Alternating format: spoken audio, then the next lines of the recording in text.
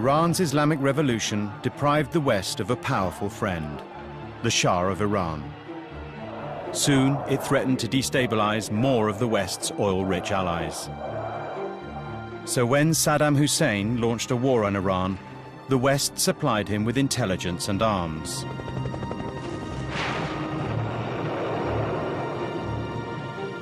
Saddam had chemical weapons, and he used them. The commanders of Iran's Revolutionary Guard inspected the battlefield. من خودم وقتی رفتم تو صحنه بعضی از دور انسان فکر می‌کرد که این فرد هنوز زنده است، آماده دفاع است، اما نزدیکش که می‌شدیم می‌دید که این فرد خشک زده. هر کسی در هر حالی بود، اونایی که درست در معرض قرار گرفته بودند مرده بودند. یکی از پنجره خونش آویزون بود، یکی تو خیابون افتاده بود. Iran demanded that the United Nations act. Et c'était une violation de la Convention de Genève. Les membres du Conseil de sécurité n'étaient pas intéressés à se mettre à dos, n'est-ce pas, le régime de Saddam Hussein. یک چنین جنایت مستمری سالها ادامه داشت و اونها عکس‌العمل مناسب نشون ندادن، باعث شرمندگی شورای امنیت بود. It's a very hard balance. They're using chemical weapons, so you want them to stop using the chemical weapons. At the same time, you don't want to see Iran win the war. The hatred between Iran and the West had become so strong that the rules that govern how states behave were set aside. In this program, leaders from both sides describe how they made decisions and then tried to undo the damage they had caused.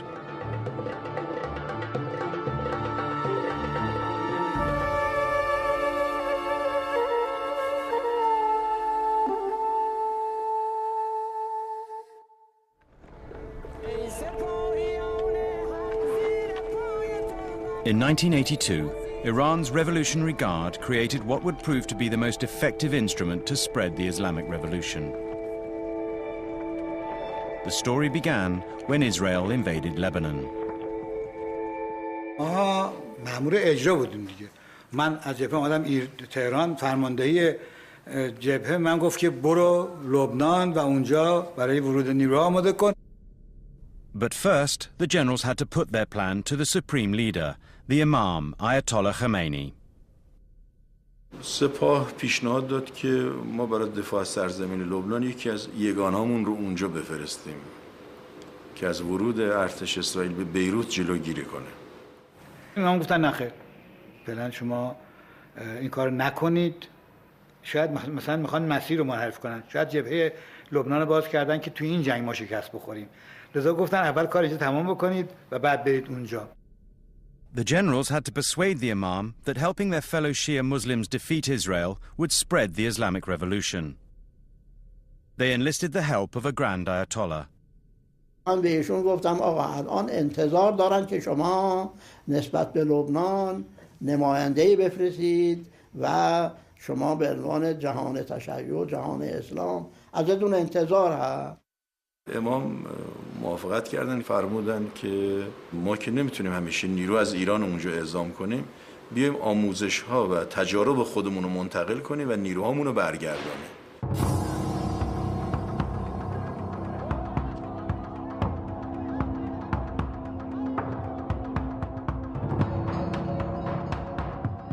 اون موقع بود که ما 1000 تا نیرو برده بودیم به لبنان که در یه منطقه نزدیک مرز لبنان و سوریه خواهش کردیم، یه پادگان خالی کردن به ما دادن، نیروها رو بردیم اونجا که جوانای لبنان رو آموزش بدیم.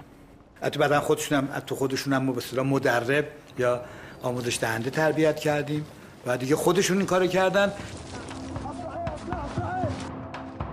This new group would call itself the Party of God, Hezbollah.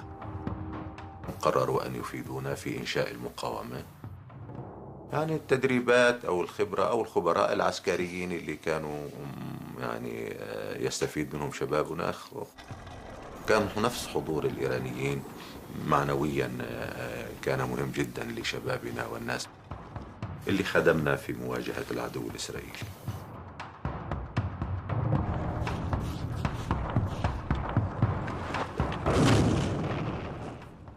که این کار رو کردیم و این نیروی مقدس و قابل احترام به نام حزب الله تشکیل شد. Hezbollah became the most effective Lebanese fighting force.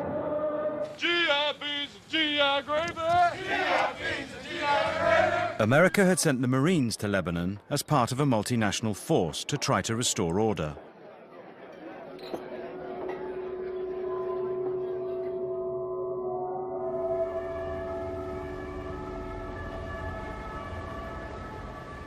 I was awakened at about 2 o'clock in the morning and told that a suicide bomber had bombed our Marine barracks and we lost 243 Marines. At the same time, he was told another bomber had hit a French barracks, killing 58. These attacks shook the leaders of both countries. We woke up the president.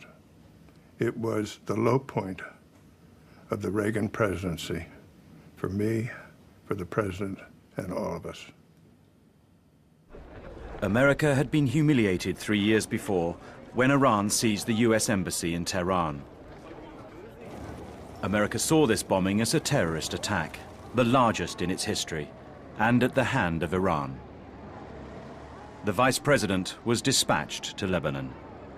We're not going to let a bunch of insidious terrorists, cowards, shape the foreign policy of the United States. For 4 months, Washington stood firm. But faced with more threats, the US moved its forces out of Lebanon to ships in the Mediterranean. We knew we had to take the Marines out. So we left, and I think we left with our dauber down. I had to hand it to the French. They left too, but they marched out with their band playing. And خروجها من لبنان يشكل بالنسبة لنا انتصار. A group calling itself Islamic Jihad claimed responsibility for both attacks. But the US and France blamed Hezbollah and Iran. بله ما کمک‌هایی کرده بودیم ولی ما اطلاع نداریم که از همین‌ها استفاده نکردن. ملت لبنان توسط یک ارتش خارجی اشغال شد، برای دفاع از خودش شهید داد. This success in exporting Khomeini's revolution came at a high price. America added Iran to its list of state sponsors of terrorism, which brought economic sanctions, making it harder for Tehran to buy arms. In Lebanon, groups linked to Hezbollah took to kidnapping Westerners. Soon, more than 30 were held hostage. All their governments searched for ways to deal with the problem. We believe it's wrong to bargain with terrorists or over hostages because it only encourages more violence and more kidnapping. The French president had a more nuanced view. Je ne pense pas que l'on puisse négocier avec ceux qui s'adonnent à ce crime. C'est un problème extrêmement délicat puisqu'il s'agit de vies humaines. In March 1986, President Mitterrand received an ultimatum from the hostage-takers. Unless their demands were met, one of the French hostages would be killed. It was a week before France's parliamentary elections. Il faut tout faire pour ne rien céder aux ravisseurs, mais tout faire du côté des États. Comme on n'est pas dupe et qu'on sait que c'est l'Iran qui est derrière et qui attise ce contentieux avec l'Irak, donc on va agir sur l'Iran. France urgently needed a back channel to Iran. J'étais donc assis avec mes amis en train de dîner quand la maîtresse de maison vient me dire à l'oreille « On vous demande au téléphone ». Je suis très surpris, j'avais dit à personne que j'étais là. Je me lève, je vais vers le combiné, je prends le téléphone et j'entends une voix qui dit « Ici François Mitterrand ». Et je vous appelle pour voir si vous pouvez faire quelque chose pour nous. Eric Rouleau was a former Le Monde correspondent in Tehran. President Mitterrand asked him to use his contacts with Ayatollah Khomeini's inner circle. Je pensais qu'on ne pouvait pas jouer avec les intérêts de la France et la vie de certains Français.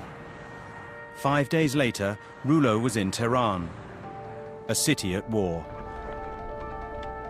He went straight to the headquarters of the Revolutionary Guard. از من خواست که در آزادی گروگان‌های فرانسوی تو لبنان کمک بکنم. خب من اول پرسیدم برای چی کمک بکنم؟ اولا ما تو اونا نفوذ نداریم. Vous pourriez peut-être obtenir quelque chose uniquement en disant que le gouvernement iranien souhaite faire libérer les otages français. Il a souri, il m'a dit oui, en effet, nous avons des amis là-bas, nous pourrons... Mais à supposer que nous puissions obtenir la libération des otages, qu'est-ce que vous nous rendrez en échange? ایشون وقتی من گفتم چرا به صدام انواع سلاح رو میفروشید؟ Et c'est pas négociable. فقط من یه طرفه بگیرین و برین؟ نه، این خبرها نیست. Très bien, nous vous devons $1 milliard. Nous sommes prêts à négocier le règlement de cette affaire. Et vous serez tout à fait satisfait des résultats, j'en suis sûr. اعلام بکن، ما مقدمات فراهم بکنیم. They seemed to have a deal that could get the hostages out. Nous rentrons à l'ambassade heureux comme des rois. On se frottait les mains en se disant, voilà, tout va très bien. Et nous envoyons un télégramme à Paris. C'était un télégramme général, mais enfin encourageant. Encourageant. Bon, je répercute ça à Mitterrand, qui était assez content. Et cela paraissait proche de réussir, au point qu'il est arrivé qu'un jour, Roland Dumas se rendit à l'aéroport de Villacoublay pour aller chercher des otages.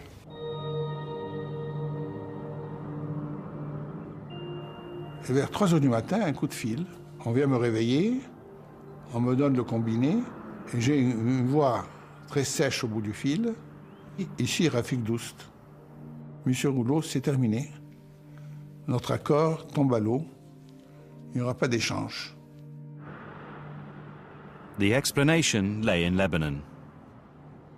فترة انتخابات فرنسية جاءنا من يبلغنا أن المعارضة في فرنسا ترغب أن لا يصار إلى إطلاق رهائن فرنسيين قبل الانتخابات الفرنسية. Rouleau résumait la situation de la façon suivante.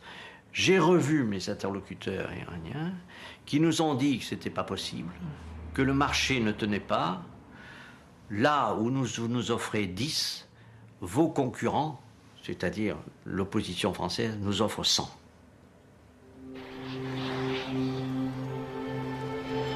The opposition won the French election, but it was 2 more years before the last French hostages came home.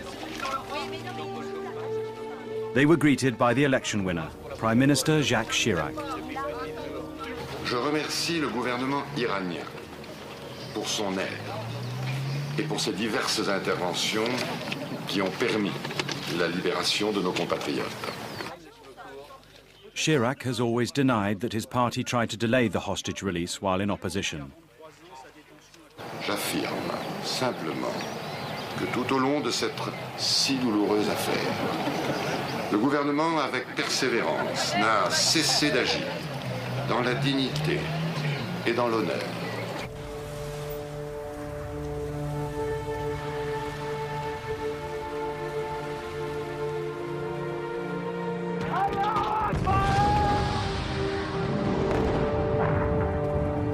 It was 1988. Iran was still mired in the war with Iraq. A year before, the UN Security Council had passed a ceasefire resolution that had been accepted by Saddam Hussein. But Ayatollah Khomeini would have none of it. ما بادی جنگ نبودیم. ما بعد از اینکه به اون حمله کردن دفاع کردیم. حالا هم در حال دفاع هستیم. دفاع معناش این نیست که تا اون گفت که یالا دست بده من با هم صلح بکنیم ما رها کنیم. Hashemi Rafsanjani was Khomeini's most canny political advisor. He had been put in charge of the war effort. بله خب جنگ به جایی رسیده بود که طرف ما چراغ سبز گرفته بود به هر جا و هر نحوی که میخواد برخلاف مقررات بین المللی عمل بکنه. امکانات هم به او میدادن.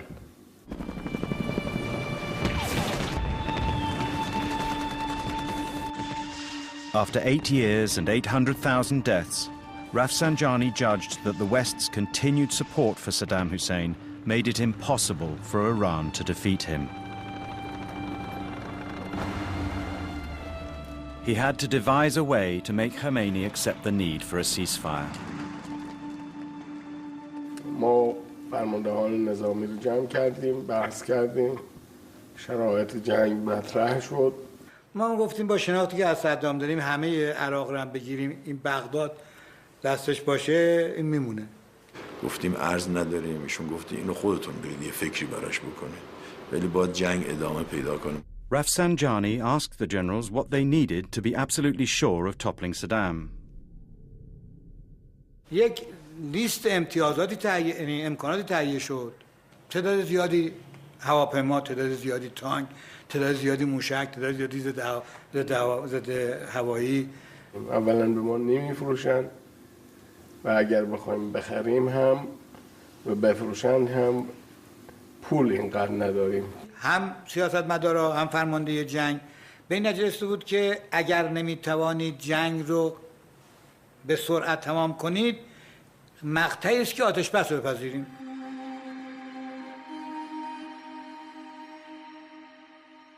Rafsanjani prepared to put the case to the Imam. He spent nights pacing the battlefield. احساس شد که برایشون سنگینی که اعلان بکنن با شعارهای قبلی که مخصوصا گفته شده بود اگر 20 سال هم طول بکشه ما ایستاده ایم. When he called on the Imam, he took a chance that might have ended his career. من یه پیشنهادی کردم به امام، گفتم که من جانشین شما و فرمانده جنگ هستم. من اعلام میکنم مسئولیت رو به عهده میگیرم، شما بعد میتونید منو محاکمه بکنید اگر به عنوان این که نظر شما نبوده و برای اینکه مردم بدونن شما راضی نبودید از این کار، ولی من این کار رو میکنم. ایشون یه نگاهی کردن گفتن نه این هم اقدام حقی نیست، اقدام ناحق میشه و گفتم خودم میکنم. خوشا به حال جانبازان و اسرا و مفقودین و خانواده های معظم شهدا و بدا به حال من که هنوز ماندم و جام زهرآلود قبول قطعنامه را سر کشیدم.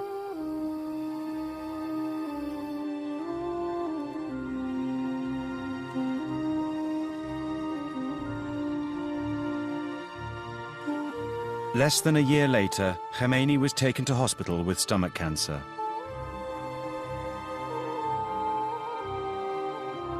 At his bedside, he regularly received Iran's president, Ali Khamenei, and Rafsanjani. With their help, he continued to rule the country. But then he suffered a heart attack. به من اطلاع دادن که لازمه که در بیمارستان در جماران باشم. وقتی که وارد شدم امام رو دیدم و امام هم چشمشون باز کردن منو دیدن، به چشمشون به آسمان بود. باز یه دفعه متوجه شدن که چشمشون بسته شد و همون لحظاتی بود که دیگه ایشون داشتن جان میدادن. Ayatollah Khomeini had been one of the few real revolutionaries of modern times, an inspiration to millions. He had also been a ruthless, tough-minded political leader.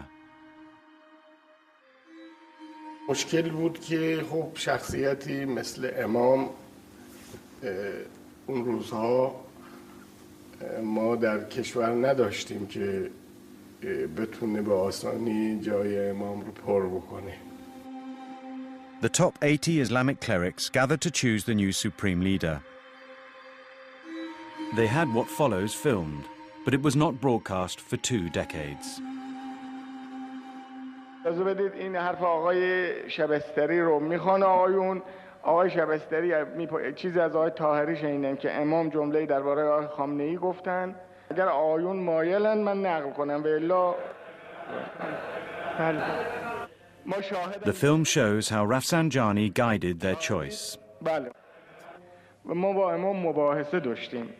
فردم ما گفتیم ما فردی رو نداریم الان که مطرح بکنیم تو جامعه، چون ما فرضمون بر مرجعیت بود و با همون مسائل بود. اما فرمودن چرا ندارید آقای خامنه‌ای. The cleric who, according to Rafsanjani, had been chosen by the late Ayatollah, responded with a show of modesty. ببینید من در بحث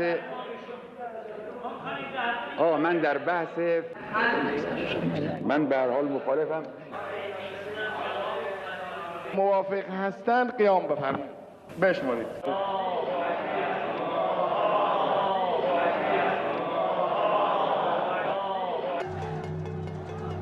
The next day, Ayatollah Khomeini was buried.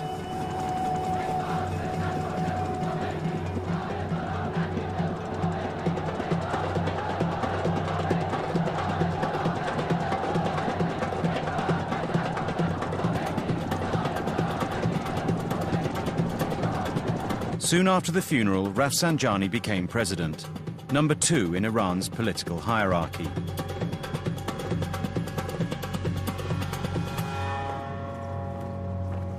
America also had a new president. I, George Herbert Walker Bush, do solemnly swear. High on his agenda were the Americans still held hostage in Lebanon. United States. His predecessor had got into serious trouble, attempting to do a deal that became known as Iran-Contra. We had no relations with Iran. We couldn't negotiate. We didn't want to negotiate for hostages anyway. And that led him to the notion of reaching out in a way to Iran with this subtle statement.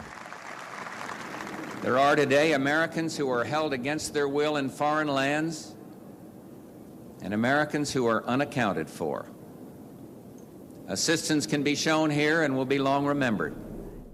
Then the president delivered a carefully crafted phrase. Goodwill begets goodwill. It was a signal. It was a gesture. You do something nice for us, and we'll do something nice for you. Iran's new president appeared to be on a similar wavelength. ایران این آمادگی رو داره با اون کشورهای از غرب که آمادگی داشته باشند که سیاست برخورد مساوی و بدون باجخواهی و توسعه طلبی و انحصار طلبی با اینها کار بکنه. It looked like a moment of optimism. Then, hostage takers in Lebanon released a video. Colonel Higgins, who was an American colonel, had been in the UN Observatory Force and had been taken, and there were pictures of him released hanging. And they were just dreadful pictures. It was a searing experience. The president feared for the lives of the other hostages.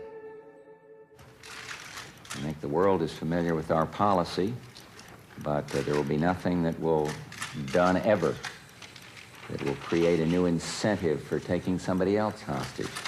But I feel a burden of going to every end possible to try to get the return of these Americans to their loved ones.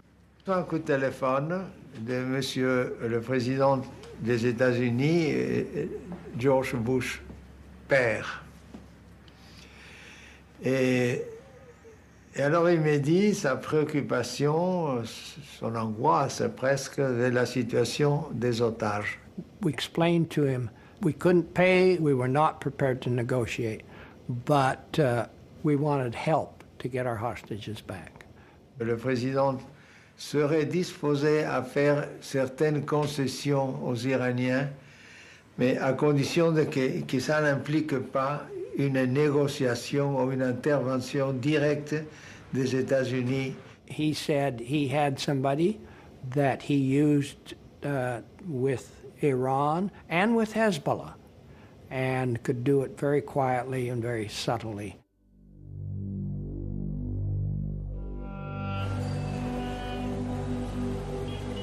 The Secretary General's troubleshooter, Gianni Pico, was sent to see President Rafsanjani. His mission was to get Rafsanjani to help America to get its hostages back. It meant asking him to take a big political risk. It was my first encounter with the Rafsanjani president. I walked into this office together with Javad Zarif. We wanted the meeting to remain private, so we decided not to have a translator. I said to him, President Bush de facto asked to help in the release of the American hostages in Beirut, and that this help will not go unrewarded. گفتم اولا ما نمیدونیم این گروگان‌هایی که میگن آمریکایی‌ها میگن هست در لبنان یا نه. Rafsanjani was just testing the UN representative. He soon made his conditions clear. اگر حسن نیتشون رو نشون بدن ما مطمئن بشیم اینا جدیان و اگر کاری از ما ساخته باشه ما به خاطر هم لبنان هم به خاطر مسائل انسانی این کار رو خواهیم کرد. The president said if the United States expects our assistance, then it has to change its hostile policy towards Iran. حرفی که داشتیم این است که در مسئله جنگ ایران و عراق تعیین متجاوز و خسارت‌ها بی‌طرفانه عمل بکنن. Basically that was it at that point.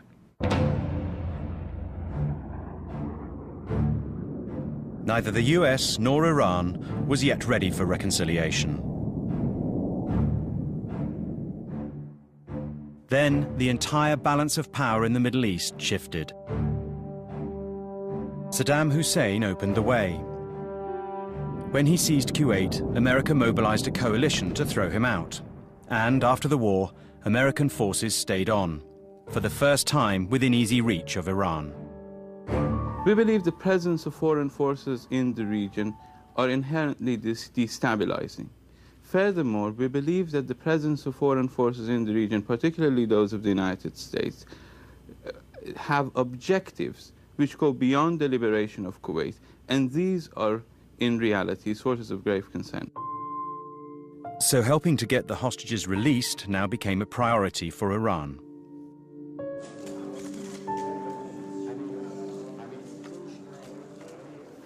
دبیر کل سازمان ملل و همراهان آمدند. برای اینکه موفق بشیم باید امریکا حسن نیت داشته باشه. وعده‌های آمریکا که به ما میده حسن نیت آمریکا برای ما ثابت نیست، چون آمریکا در طول این 10 سال خیلی با ما بدرفتاری کرده و خصمانه عمل کرده. Président Rafsanjani m'a rappelé que les États-Unis devaient de l'argent à l'Iran, produit de la vente qu'ils n'ont jamais reçu, des armes pour le gouvernement précédent, le gouvernement du Shah. Alors je lui ai dit que j'évoquerai cette question avec le président Bush quand je le rencontrerai. Rafsanjani summoned the commander of the Revolutionary Guard. آقای هاشمی به من گفت که چیکار میشه این کار؟ میشه کاری بکنیم یا نه؟ من یکی از فرماندهان سپاه را فرستادم لبنان.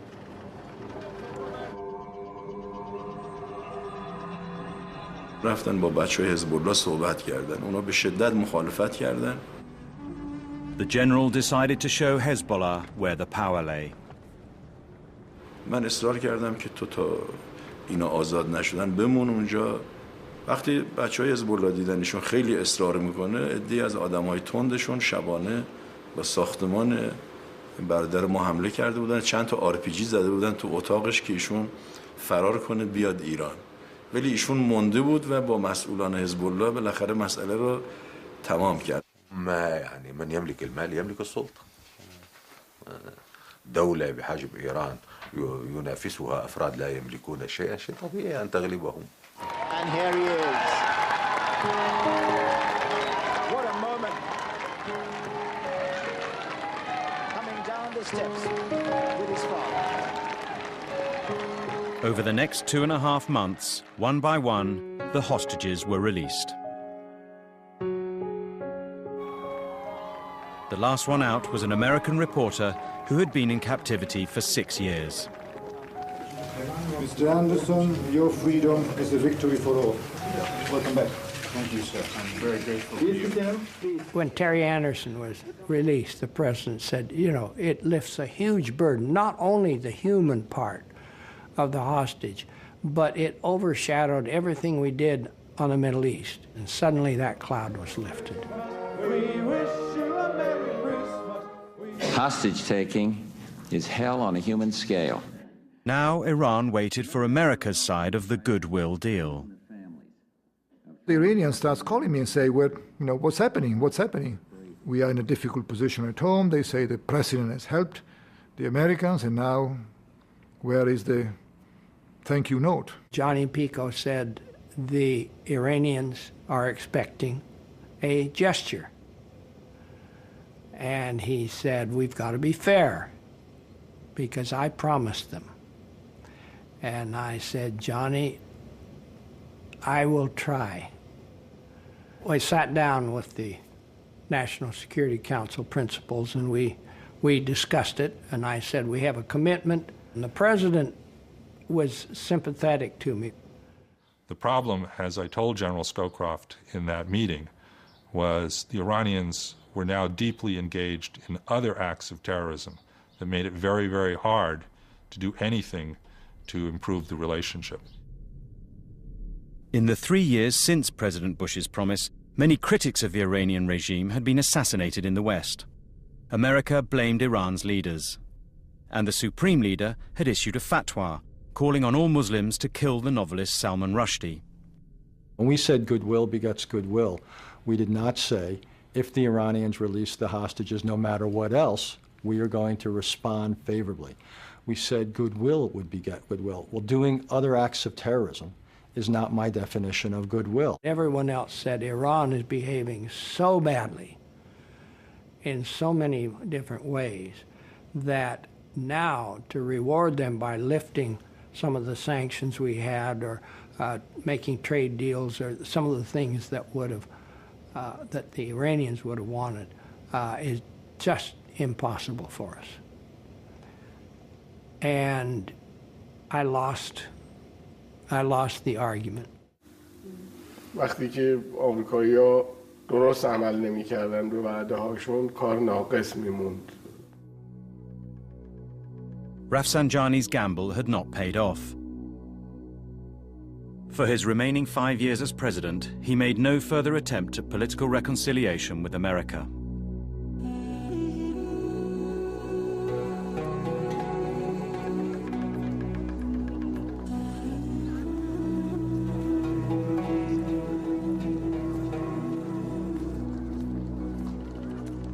In 1997, Rafsanjani came to the end of his 2 terms as president.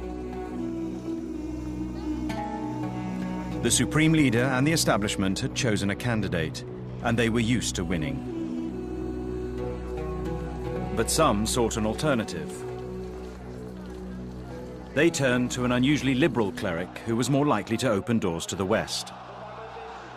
معتقد بودم این دیدگاهی به اسلام که با آزادی و مردم سالاری، با استقلال و پیشرفت سازگار میشه. در دوران وزارت هم که بودم، سعی کردم با توجه به همه شرایط این دیدگاه رو بهش وفادار باشم و در یک برهه‌ای احساس کردم که مشکلاتی وجود داره و استعفا دادم. Khatami had encouraged free expression. This had angered the hardline supporters of the Supreme Leader, but had won him backing among intellectuals and students. ایشون همچنین از اونجایی که منتقد وضع موجود بودن، خب برای اکثریت مردم هم که اعتراض داشتن به شرایط موجود گزینه مناسبی بودن. طبعا با توجه به جایگاهی که رهبری در نظام ما داره و تأثیری که میتونن داشته باشن، برای من مهم بود که ببینم که من اگر با این ایده و با این فکر میام، نظر ایشون چی است. To persuade the supreme leader to let him stand against the establishment's candidate, Khatami put a subtle argument.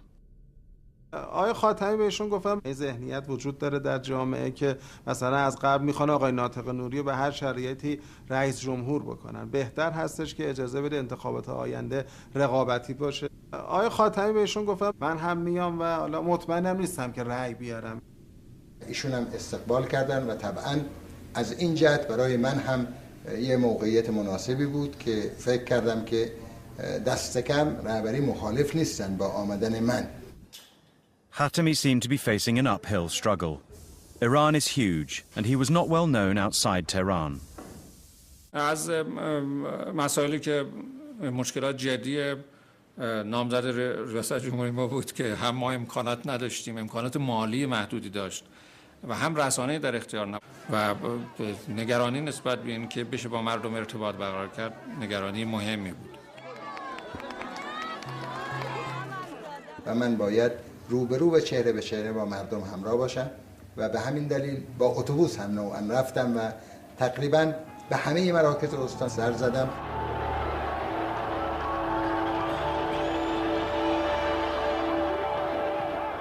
مردم برای اولین بار با کسی که میخواستن بهش رأی بدن ارتباط مستقیم پیدا میکردن. برای خود منم تعجب آور بود در همون دیدارهای اول استقبال مردم و احساس میکردم که مردم یک نوع تغییر و یک نوع تحولی رو طلب میکنن.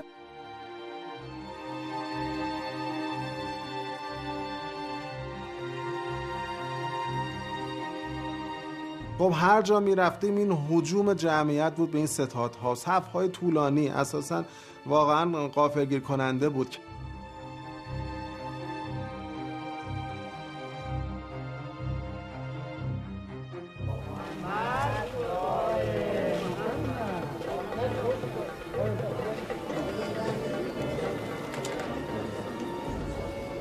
Khatami won by a landslide, large enough to make him feel he could challenge the core of the Islamic Republic's foreign policy. ملت بزرگ و متمدن آمریکا سخن متمدنانه تاریخی دارن و در موقعیت خودش انشالله با اونها طرح خواهیم کرد و سخن خواهیم گفت و امیدوارم که هرچه این گفتگوهای متفکرانه بیشتر بشه ما به صلح و آرامش بیشتر نزدیک میشیم. The new president would have to tread carefully.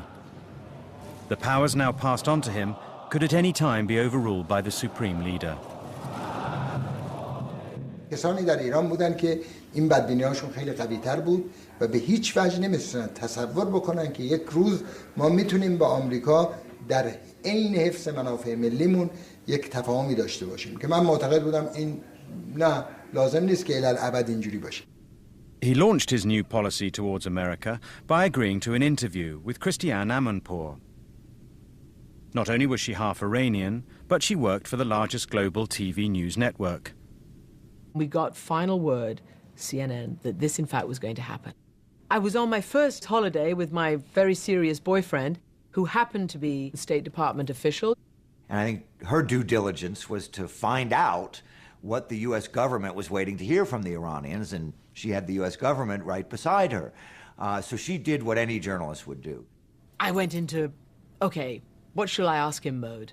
And I did what I was supposed to do, which was to identify for her the things the U.S. government cared about. And I said to him, I have to ask about the hostages. I have to ask about terrorism in the Middle East peace process. For Americans, it was the hostage-taking that put Iran beyond the pale. I do remember saying to her, if Khatami was really different, he had to acknowledge that Iran had done something wrong here. As the interview began, Khatami and Amanpour were aware that the American government would be watching. A conversation with the president of Iran. Would you say that taking the American hostages at the beginning of the Iranian Islamic Revolution falls into the category of early revolutionary excesses? Thank you for your question. I do know that the feelings of the great American people have been hurt, and of course I regret it. I remember the words he regretted that this had taken place. He did not apologize, but he explained that this clearly had been a source of contention. و من اظهار تأثیر کردم از این ولی گفتم منصفانه ما نیم اینا ازش استفاده تبلیغاتی بکنیم. Do you believe that killing innocent women and children is terrorism, as for instance what happens on the streets of Israel? حتما همینجوری. It is definitely so. Any form of killing of innocent men and women who are not involved in confrontations is terrorism. It must be condemned, and we, in our turn, condemn every form of it in the world.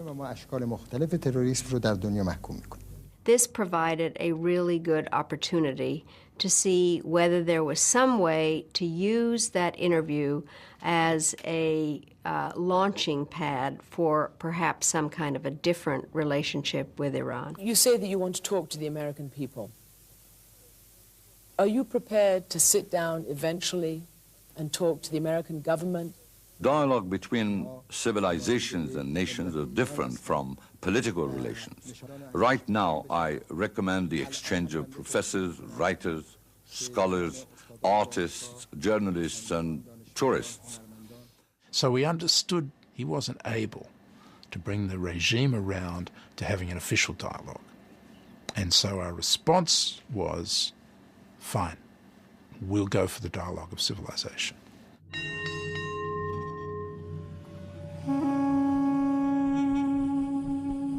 The dialogue of civilization began with wrestling.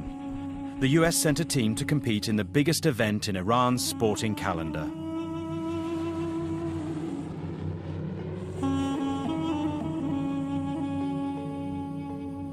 On the plane over, gave us a briefing, kind of told us our do's and our don'ts. You know, we couldn't walk around in shorts with our shirts off. We couldn't shake hands with the women. Just no political stuff. It was the first time any official representatives of the United States had entered Iran in the 17 years since the seizure of the US embassy there. When we landed there late at night, we all looked at each other and they gave a big sigh. Well, here we go. How do you feel about coming to Iran, please? I feel excited. What do you think about the Iranian team? They're good. Wasn't what we expected, you know, debt to America, all those things. I walk out in the stadium, kind of look out there, and it's just filled. There was people sitting on the steps. There was no place to sit. این کشتی یک بار روحی خیلی سنگینی رو ایجاد میکرد و در واقع جنگ ایران و امریکا به حساب می اومد.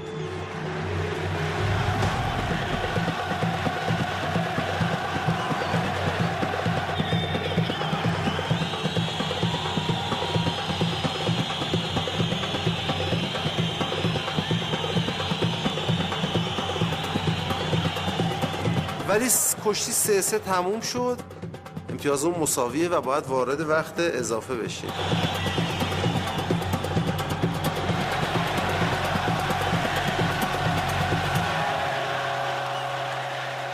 After the match was over with, and he comes over to me and asks me if I would carry this picture out.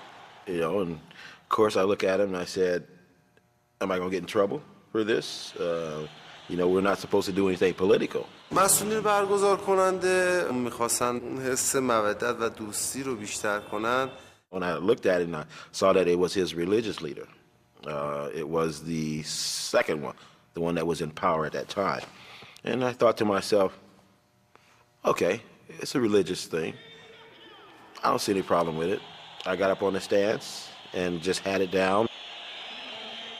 گفتم عکس رو بالاتر ببر. ایشون هم به ندای من لبیک و عکس رو بالای سرش برد. به این شکل بود.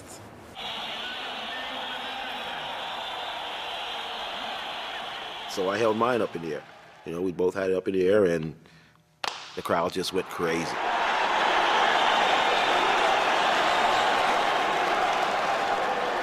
معتقد بودیم که این گام مهمی است. ما فکر می‌کردیم هرچی ملت با هم نزدیک بشن دولت‌هاشون رو واقع بین تر می‌کنن و میتونن به سیاست‌های بهتری برسن. The dialogue of civilizations succeeded in getting its message to the top. But before dialogue between the states could begin, another allegation that Iran had sponsored terrorism had to be dealt with.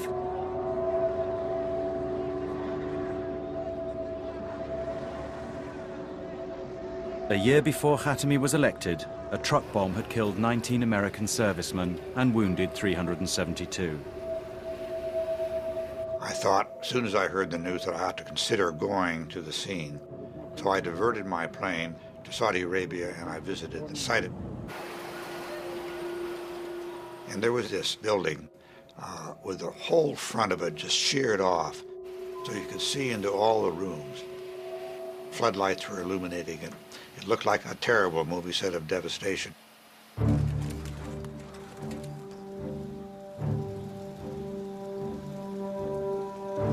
Good morning. Let me be very clear. We will not resist, we will not rest in our efforts to find who is responsible for this outrage, to pursue them and to punish them. There was some evidence that Iran had been involved, and many people are advocating some prompt action against Iran. Last night, I directed an FBI team of 40 experts, investigators, and forensic experts to go there to work with the Saudi Arabian authorities. After 3 years, the FBI believed they had seen conclusive evidence. The FBI gets access to the prisoners that the Saudis are holding, and we get the smoking gun that the Iranians were responsible for the Khobar Towers bombing. And we had to decide, what were we going to do about it now? Some of Clinton's advisers argued for military retaliation. But the State Department argued that since Khatami became president, Iran's support for terrorism had declined. And the question was how to separate Khatami out from previous actions and not hold him responsible.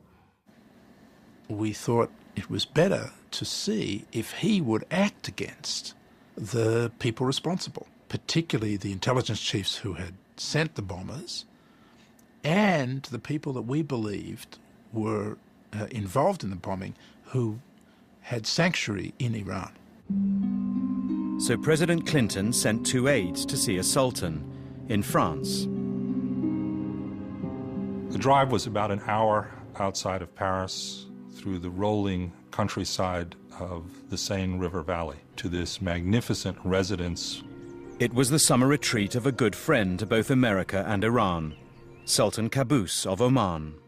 I said, Your Majesty, we come here as envoys for President Clinton with a message that we would like you to find a way to deliver.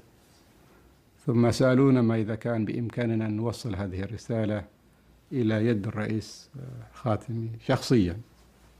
We wanted to try to make sure that he was the only one who knew, because hardliners in Tehran were doing their best to prevent him from going forward with his, what we understood to be his desire to normalize relations with the United States. ولكننا نريد أن نعرف ماذا في الرسالة. إذا كانت هذه الرسالة تنطوي على تهديدات فإحنا ناسف لا نستطيع أن نأخذ هذه الرسالة. I said the letter explained that the United States wanted to have a positive relationship with Iran, but that there was this problem. We know that Iran was directly involved in a terrorist operation that killed 19 Americans, and we need some answer from the Iranians that they're going to hold those involved responsible and bring them to justice. His Majesty said, we'll do whatever we can. Soon after, Oman's foreign minister arrived in Tehran with President Clinton's letter. في هذه الرسالة بشيء من الأهمية وأن هذه فرصة ربما باب فتح لزيادة يعني الاتصالات. اما خب این مسئله ویژه‌ای بود که اولا خود رئیس جمهور این پیام را میده.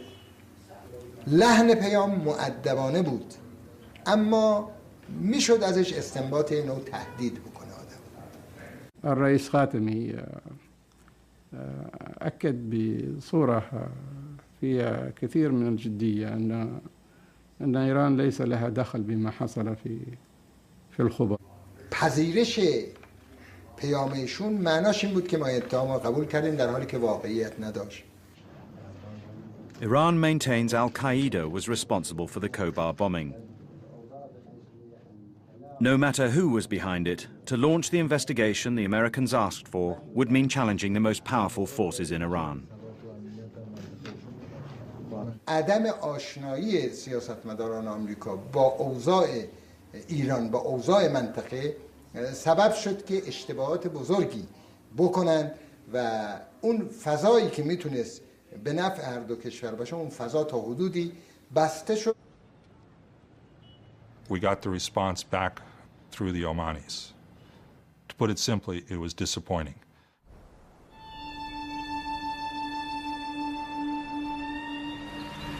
But there was one place where American and Iranian interests coincided: Afghanistan. The dominant force there, the Taliban, was Sunni Muslims violently opposed to the Shia, the ruling group in Iran.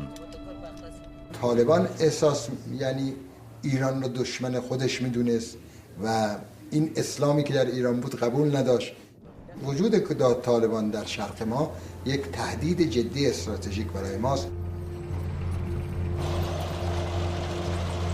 In August 1998, the Taliban were laying siege to the northern town of Mazar-e-Sharif.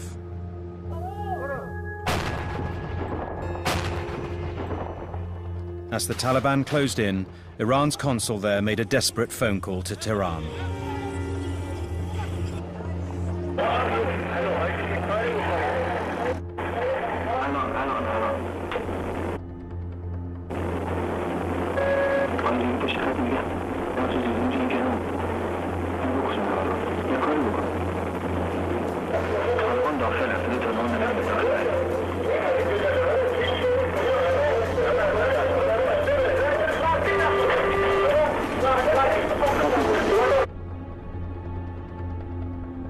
The line went dead.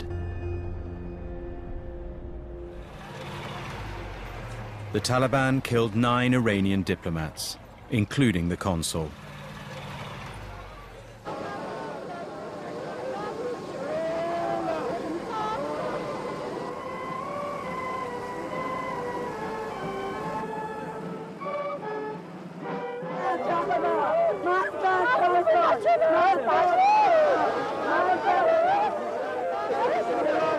جنایت سازمان یافته این رفتاری که نسبت به نمایندگی جمهوری اسلامی ایران و دیپلمات‌های ایرانی شده بود توهینی به ملت ایران بود، نه تنها بعضی از نظامیان بلکه بخشی از سیاسیون معنای واکنش رو فقط در چارچوب نظامی می‌دیدند. Iran prepared to avenge its murdered diplomats. We understand that Iran has deployed significant numbers of troops and equipment on its border with Afghanistan. So clearly this is a matter of serious concern, and it's something we're watching extremely closely. تصور ما بود که عملیات نظامی مفهوم نداره، نباید انجام بشه. بنابراین توجیه کننده بود که ما به سمت واکنش و به سمت جلب توجه جامعه بین‌المللی بریم.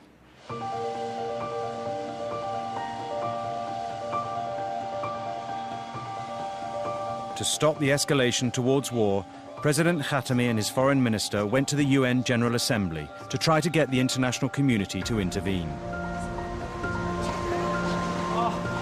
My friend, how are you?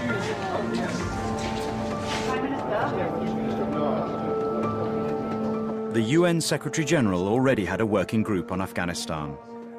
It was the only place where the United States and Iran had official contact. Kofi Annan called me up to say that perhaps it was a useful idea during the General Assembly to have this group at ministerial level, which meant that I would be in the same room with the Foreign Minister of Iran. معتقدیم که یک راهکار مناسبی بود برای حل مشکلات. ما را به گام‌های بعدی که حتی به حل مسائل دو جانبه هم برسونه نزدیکتر بکنه. I was very excited about the possibility of having some kind of a breakthrough because this was also the first time anybody at a ministerial level had met with the Iranians. I went to my side of the table and I smiled nicely. Secretary Albright was trying to break the ice. The Iranian foreign minister had been UN ambassador, just the way she had been UN ambassador. And in her opening statement, she made a remark to the effect that, isn't it nice that diplomats can go from UN ambassador to foreign minister? No reaction. I thought maybe the translator had not done it right, and so I said it again. She said, some of us have been here and now we're foreign ministers. Now, I knew that he looked different, but people change, you know. I lost weight. And so I turned around to my bank of experts and I said, is this Kharazi? And everyone kind of shrugged their shoulders because we had left the expert outside the room because everybody wanted to be in the meeting and we only had 5 seats. And we actually didn't know who was the foreign minister or whether this leader of their delegation was in fact the foreign minister. I started making a statement, presenting the views of Iran and also noting the areas where we had similarity of interest. Kofi Annan said, isn't it nice that the deputy foreign minister of Iran was able to join us for this meeting if the foreign minister couldn't? And all of a sudden, I turned around to the guys behind me and said, yeah, now we know. We walked out of the conference and Secretary Albright began yelling at all of us. How could this have happened? Why didn't we know the Iranians were going to double deal us? Why didn't Dr. Kharazi attend this meeting? Well, Dr. Kharazi was occupied with the president. As you know, the president has a very heavy schedule and he expressed his regret that he did not attend the meeting. ما فکر می‌کردیم بهانه‌ای بشه برای کسانی که بدبین‌تر از من هستن به مسائل و فکر می‌کردم که باز اگر ما از سطح پایین‌تری کار رو شروع کنیم شاید موفق‌تر باشیم. Certainly people who expected a ministerial turnout were disappointed. But the meeting wasn't bad. The meeting was constructive as far as Afghanistan was concerned.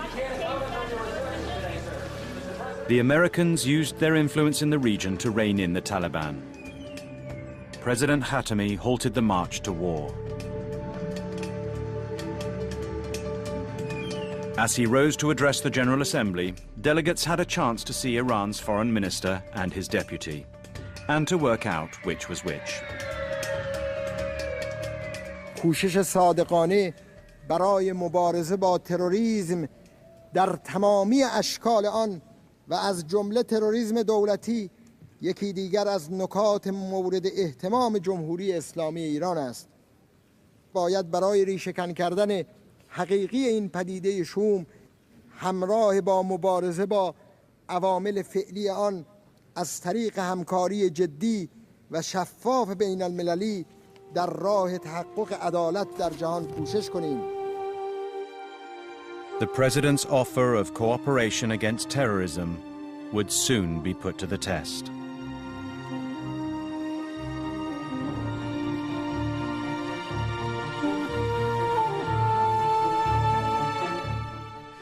The series concludes Saturday night at 9 on BBC Two. While on the BBC iPlayer now, explore the fraught history of our relations with Iran in BBC 4's Iran and Britain.